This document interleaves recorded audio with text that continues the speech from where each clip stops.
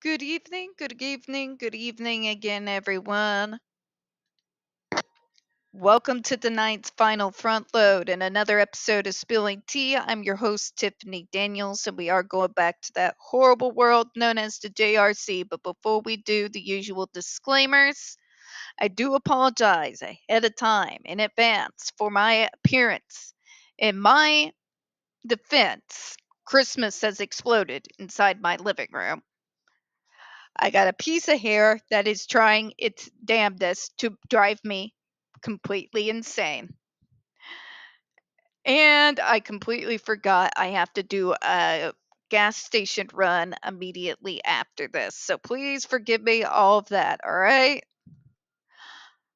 Folks, if you are unfamiliar with the Stop the Shocks campaign or the campaign against the troubled teen industry, you're going to find all the pertinent links right there in the description box. Yep, putting my shoes back on. Please, in particular, take note of the article written by NeuroClastic, a small non for profit started by Autistics for Autistics, wherein they interviewed and surveyed over 900 ABA professionals in regards to the JRC's so called behavior modification program. The Judge Rotenberg Educational Center does not want you to read that article so much. They have threatened NeuroClastic with a defamation lawsuit. They did not remove it from the website. NeuroClastic has refused, so you folks know the drill. Read that article, share it on all your social media. Also linked in there is NeuroClastic's public statement in regards to the defamation lawsuit threat, as well as a link to their GoFundMe.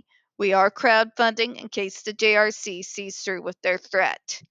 Trigger warning number one. When we discuss places like the Judge Rotenberg Educational Center, an agape boarding school for boys, you're going to hear vivid descriptions of and catch clips of surveillance footage of disabled people and people with mental health issues being tortured and abused. If you have young children present, please go ahead and utilize the headphones. Trigger warning two.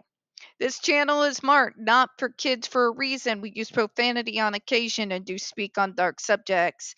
If your child is 16 and younger and they're watching this, very obviously, folks, parental supervision is advised, all right? All right, where we left off, short and sweet, folks, hopefully, short and sweet. Based on all the available data and information, the FDA has determined that the risk of illness or injury posed by the ESDs for SIB or AB is substantial and unreasonable, that labeling or change in labeling cannot correct or eliminate an unreasonable and substantial risk of illness or injury. I said I was going to make it quick. The problem here is, even though you're getting more specific in regards to the device that you are speaking about, you are still not naming the device. Therefore, you are not being specific enough. The problem here is, by using that term, you are also running, basically saying that the SBIS is the same. It is not.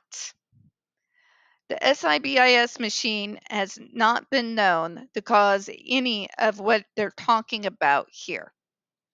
That overbroad language is shooting you in the foot, because the problem is not all ESDs produce what it's talking about here.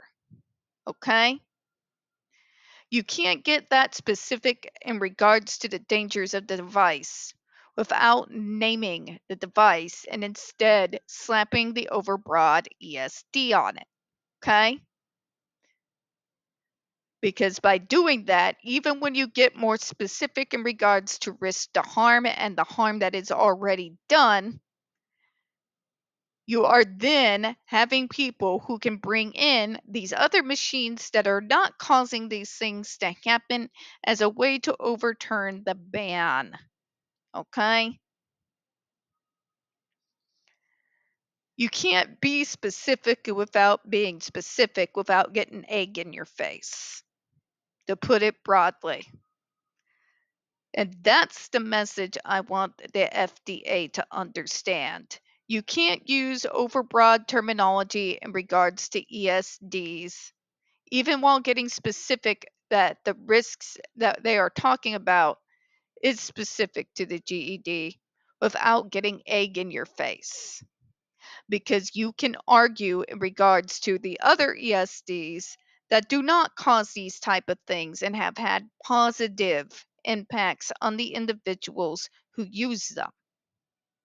Therein lies the problem. You got to name the problem to address the problem. Allow me to say it again. You need to name the problem in order to properly address the problem.